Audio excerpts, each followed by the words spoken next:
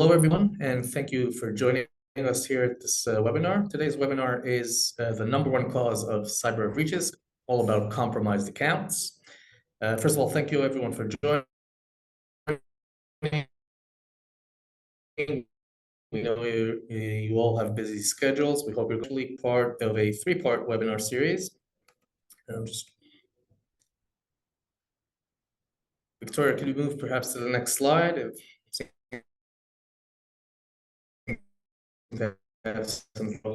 Deck.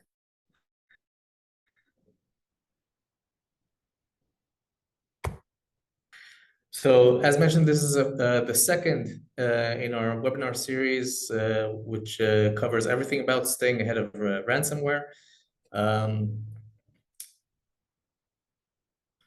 Just a couple of weeks ago, we had our first webinar series where we dove into the cybercrime ecosystem. If you've missed that webinar, it's already available and on our website. As mentioned, today we'll be talking about compromised accounts. And in our final webinar, which will be in just about 2 weeks, we're going to be presenting what we can do in order to defend against ransomware and against these threats that we're talking about.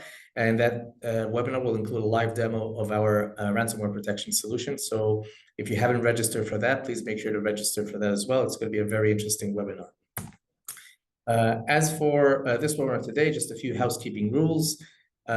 You may notice that your audio is muted, and it will be throughout the webinar, but you can ask questions at any time throughout the webinar by using the Q&A tab on the Zoom menu. So feel free to ask questions throughout the webinar. We will also have a dedicated Q&A session at the end. So any questions that you will ask, we'll try to address it at the end of the webinar. In addition, this webinar is being recorded, and following the webinar, you will be receive an email with the webinar recording, so you can review it as you wish. And general items or general issues, if you have any issues with Zoom, just feel free to contact any of the moderators through the chat, and we'll try to support you throughout the webinar. So for today, as mentioned, my name is Amir Rubin. I head up product marketing at KELA. With me today and actually walking you through this webinar will be Victoria Kivilevich. She's our Director of Threat Research. I'll let Victoria present herself and then walk you through the webinar. So Victoria, go ahead. The floor is yours. Thank you, Amir. So I don't have much to add. I lead threat research at KELA. And let's just go to the agenda of today's webinar. So first, a bit about what we'll talk about today.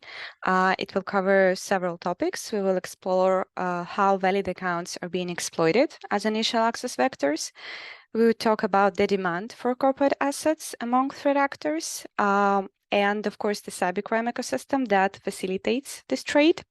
And we will have some real-world examples of these attacks, and of course, some final notes on what we've discussed today. So valid accounts as initial access vector, and you will understand in a bit why it's related to infostealers. Valid accounts have become one of the most favorite methods for attackers to gain access to victim environments. In the last year, they ranked as the most common entry point, of course, alongside phishing, which is still very popular.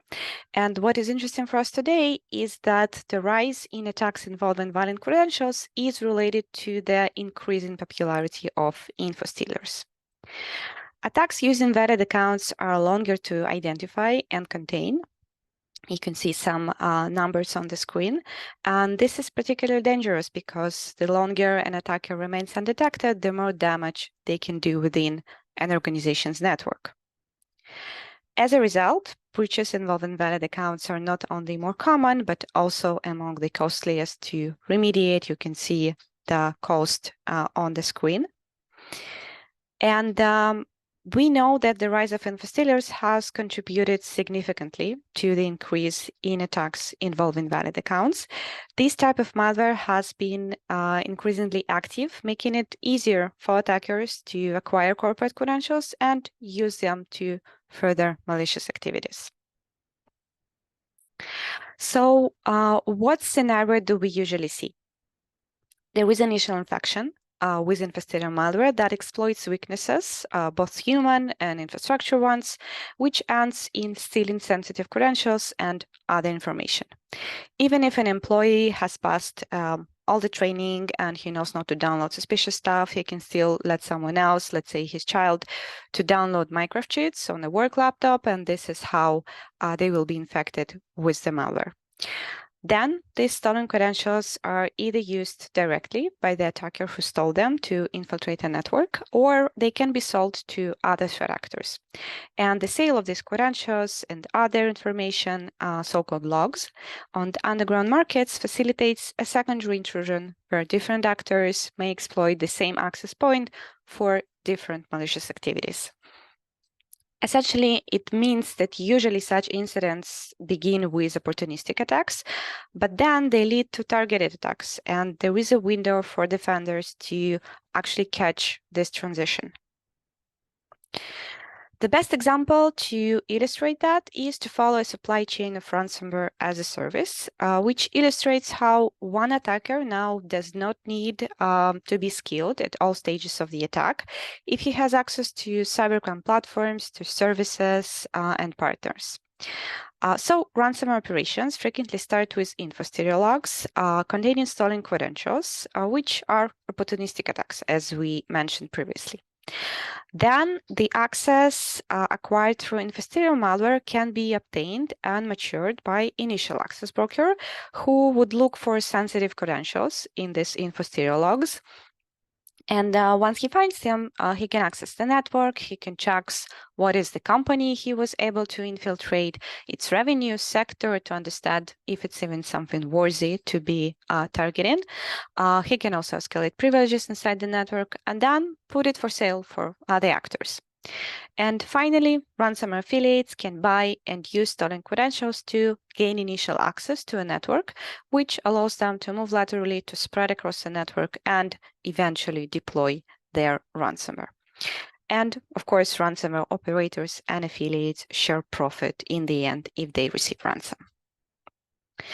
This is not just our hypothesis. This is what we see in real attacks and in actors' conversations on cybercrime platforms, and it shows real demand for corporate assets because the corporate assets provide lucrative opportunities. So to speak with actors' words, some of them are aiming for low-hanging fruit and they scam individuals, but more skilled threat actors know that targeting organizations brings profits. And infostealers make it extremely easy to find a foothold into an organization. You can see on the screenshot someone asking how to easily earn money. And he's recommended to look for keyword of VPN in infostealer logs, then obtain login and password to these VPN accounts, and then just act based on the skills and areas of operations of this actor. Some actors look specifically for corporate emails, aiming to perform phishing, maybe launch business email compromise attacks, and so on. You can see just two of many examples on the screen. And there are other posts that request for specific types of access, such as VPNs, remote management tools, and other corporate resources. On hacking forums, we see a lot of posts like that, where cybercriminals are specifying their needs. And by needs, I mean particular strings in compromised URLs to pinpoint these valuable accounts. So you can see here a few, hopefully you can see if it's not too small, a few examples on the screenshot. They are looking for variations of the word VPN, Cisco, Citrix, Danana for Pulse Secure, and many, many other keywords. And of course, once compromised, these accounts can provide a gateway into an organization's most sensitive data. To understand a bit more on what is interesting to threat actors, we gathered such posts as the one that you could see on the previous slide. So we gathered them during half of the year, and we found that top 5 resources mentioned by threat actors include, not surprisingly, VPN, remote desktop solutions from specific vendors. And all the cyber criminals that have access to these logs and these valuable accounts have different areas of expertise, and therefore they may aim for many different attack types.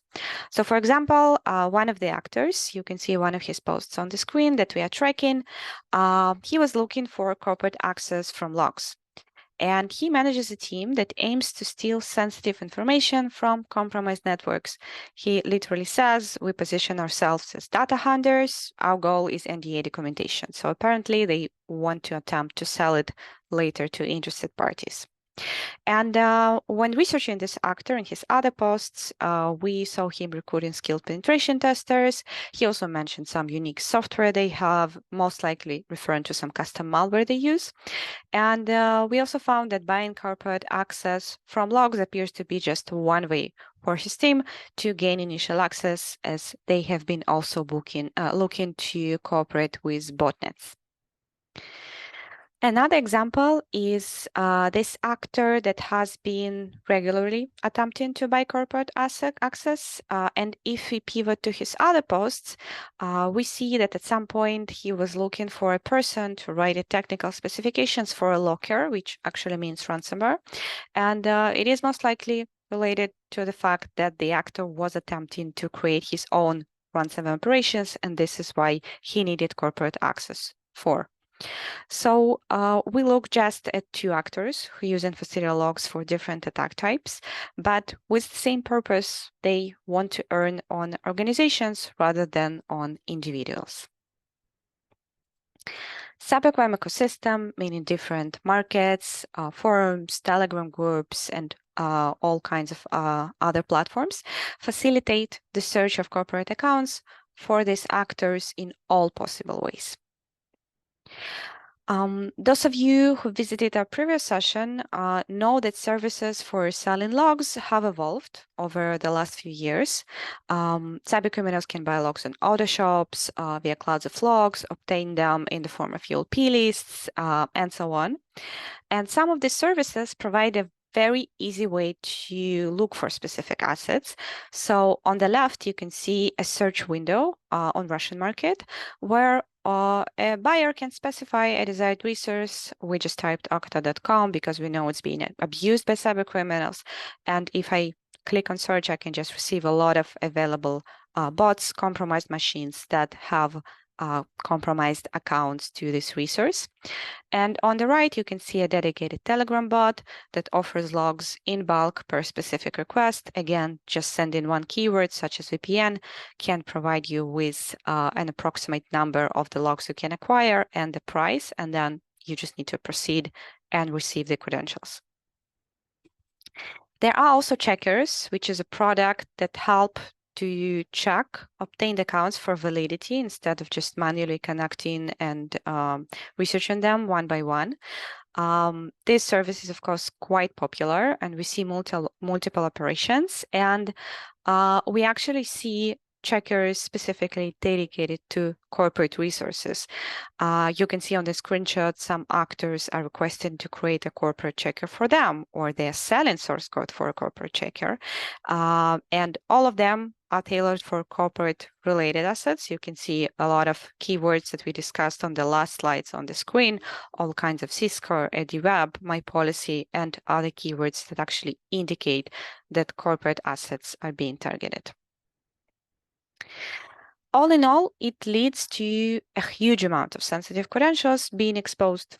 You can see here an overview for the last year for just some of the most popular and targeted types, filtered to VPN, to remote desktop, and remote management and monitoring solutions. This is more than 500,000 accounts in many different countries only in the last year, and this is all available to cybercriminals who know where to look for it. Worth highlighting the third-party services like Okta, like Slack. They're also becoming popular targets for attackers because more organizations rely on these services for their daily operations, and logically, attackers are using them as backdoors into corporate networks.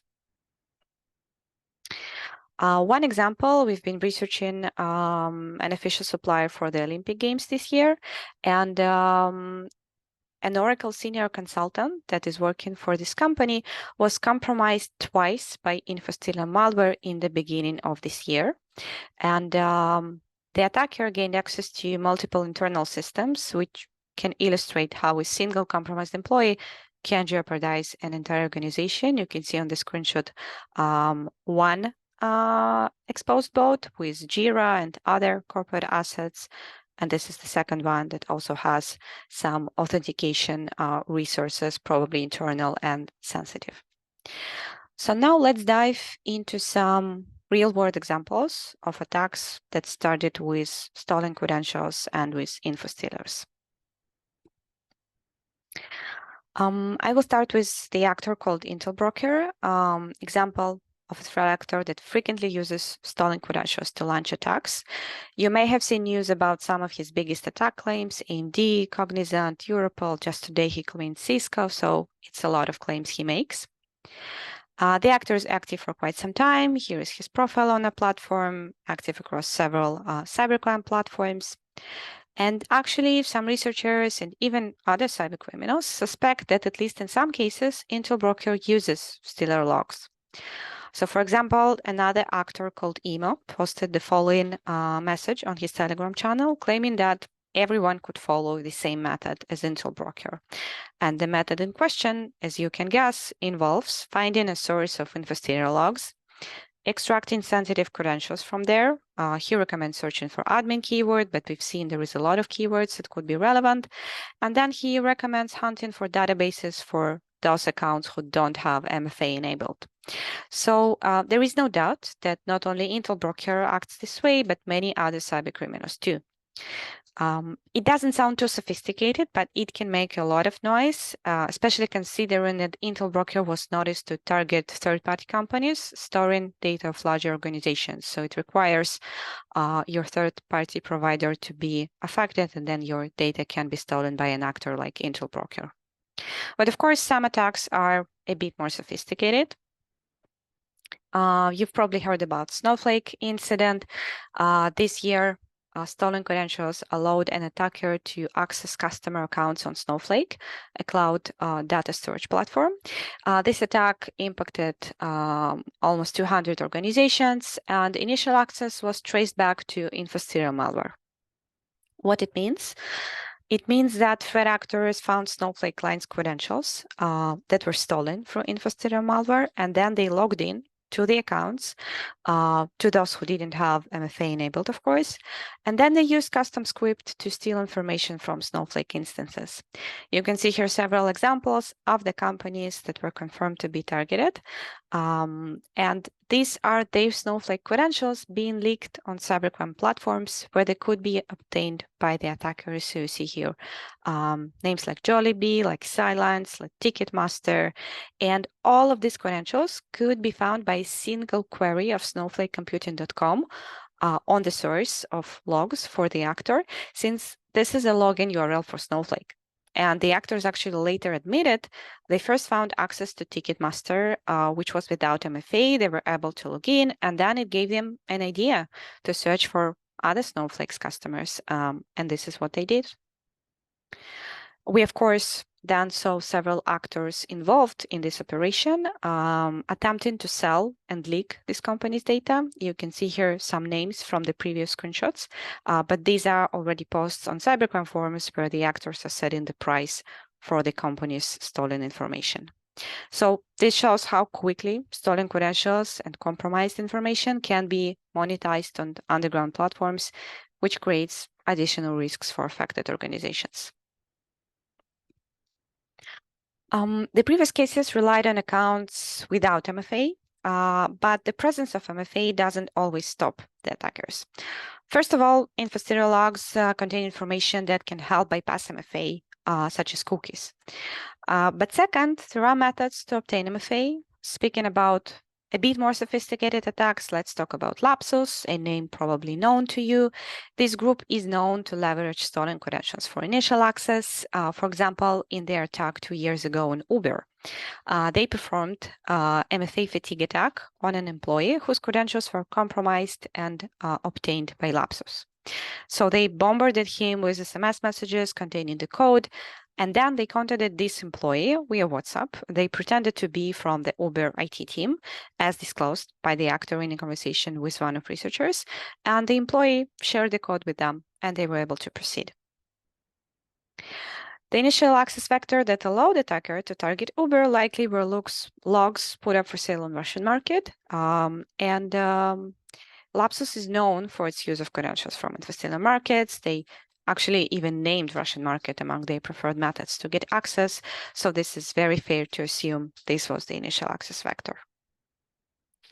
You've also probably heard about scattered spider that has been used in very similar methods, namely MFA fatigue attacks, but they are usually social engineering not end users, but also cellular providers. They just persuade them to transfer control of a targeted user's phone number to a SIM card that they control. And this is how they actually can obtain MFA.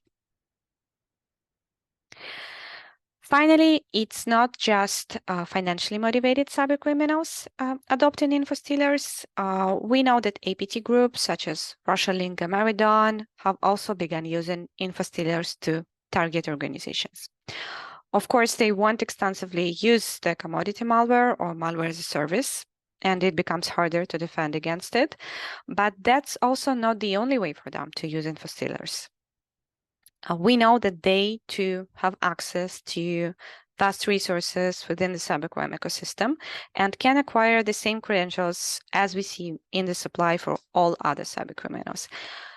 And after these two webinars, you see that the supply is quite big and the supporting infrastructure is growing. So we will discuss how to protect against this threat in the next webinar. And now we'll just proceed to our takeaways.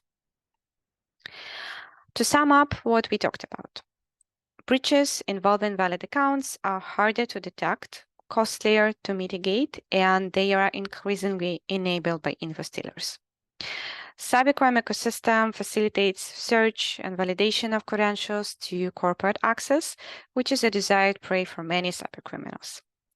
From ransomware groups to APTs, a wide range of threat actors is leveraging stolen credentials to launch attacks. So what to do? We believe that proactive, intelligence-driven approach is essential to defend against these threats. And this is what we'll talk about on our next webinar in 2 weeks.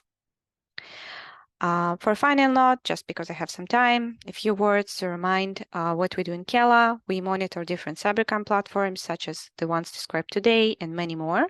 And we collect, structure, and contextualize all this information to provide actionable intelligence. So thank you for your attention. And now I'm happy to take any questions you might have. Okay, thank you. Thank you very much, Victoria. I think that was very insightful. We do have a few questions that came in. So let's see, let's pick one to start with. Okay, I think this one has to do with third parties. So what measures can third-party service providers take to reduce the risk of infostealers affecting their customers? There is no easy answer to that. I think it would require a complex strategy to battle that, such as, of course, enabling MFA, single sign-on, of course, promoting a better cyber hygiene among the users, rotating passwords, not reusing passwords, and so on. What also can be done from the part of third-party providers is to monitor the customers' exposure if they want to alert them about the credentials being stolen. And we believe it's essential to monitor TDPs of the actors who may be targeting this third-party provider's customers or this provider explicitly, which requires to be in the places where they discuss it. Okay. Let's see, another question that came in. Are there any specific sectors or industries that are more vulnerable to infostealer attacks? We argue that these are very opportunistic attacks. So the people who in fact use infostealers are not targeting a specific company or specific sector or anything else. They are just trying to find people vulnerable to this kind of infections, people who download unlicensed software, who are looking for game cheats, or who are falling to some phishing. So it's all about people. Where do people work? That's the second question. But usually that's how the compromise happens. We see a lot of personal resources being exposed on the compromised machines, and actually by looking at these compromised resources, we can try to understand what was the level of security hygiene that the person had. And that's usually is the issue. Okay. There's another question that actually came in regarding how infostealers work. I'm assuming the answer is going to be depends, but let's ask it anyway. Once the machine was infected with infosteal, will it keep and continue to steal credentials until it's deleted or detected? Usually very much depends on the attacker, but in some cases, yes. Okay, so it really depends on the type of infostealer malware and what the attacker decides The to do. capabilities, yes. Okay. Let's see. Okay, we do have time for one more question, so let me take a look. Okay, let's ask one more. This is looking forward. How do we see the role of infostealers changing in the next few years, especially with the disruptions I've been hearing with efforts by law enforcement? I understand where this question comes from. We've seen a lot of disruption efforts by law enforcement over the last few years, and they're doing a great job hunting for ransomware and also for actually initial access suppliers such as botnets. So we certainly expect law enforcement to pay more attention to infostealer operations, to malware as a service operators, and of course, as in the case with ransomware, we know that the new operations will continue to appear. So that's why we can just relax and let law enforcement do all the job. Okay, great. So, there's a question. I'm not sure. Okay, there's an interesting question came in. Not sure we'll be able to talk about. Let's ask. If the answer is no, then that's fine, but interesting to ask. Are there cases from the past where you uncovered a cyber criminal and it led to his arrest? Sounds like a broad question, a bit, but because we are talking about infostealers, maybe that will be interesting for an audience, that infostealer logs can be actually a great tool to identify cyber criminals, because they are people too. They can be infected with infostealer malware too, and then we can see their emails, their passwords, and other information that can help to pivot to their identity. This is something that, of course, we've been doing in the past, and I cannot disclose too much details about who was arrested or contacted or so on. Of course. Well, if you're familiar with KELA, you know that we work with both enterprises and governments and law enforcement. So cyber threat intelligence in general is, of course, in the hands of law enforcement, and we can hope and assume that it does lead to stopping crime, and it did. So, without specific examples, I think we can close with that question. So again, I think we've also just reached the half-hour mark, so we're right on time.